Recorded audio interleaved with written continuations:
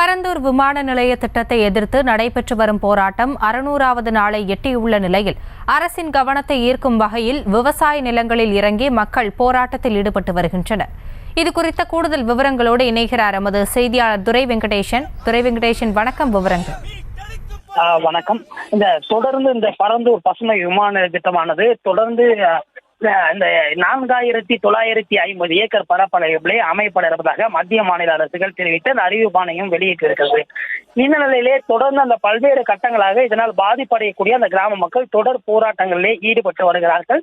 அதிலும் தொடர்ந்து இந்த குறிப்பாக சொல்ல வேண்டும் என்று சொன்னால் இந்த ஏகனாபுரத்தை சார்ந்த மக்கள் தொடர்ந்து மாலை நேரங்களிலே தொடர் போராட்டங்களில் ஈடுபட்டு இன்று 600வது நாளை போராட்டமானது எட்டியிருக்கிறது.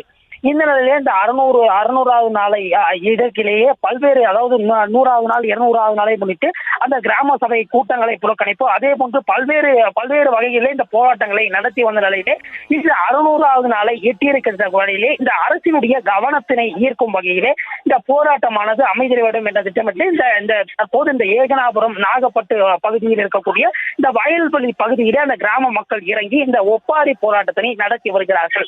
தொடர்ந்து இந்த பகுதியிலே விவசாய நிலங்கள் மிகுந்த பகுதி, அதே போன்று ஏரிகள் நிறைந்த பகுதி என்பதனை இந்த விஷயத்தினை அந்த அரசின் கவனத்திற்கு கொண்டு செல்லும் வகையிலே இந்த போராட்டமானது அமைந்திருக்கிறது. செய்திகளை உடனுக்குடனும் துல்லியமாகவும் தெரிந்து கொள்ள சப்ஸ்கிரைப் பண்ணுங்க.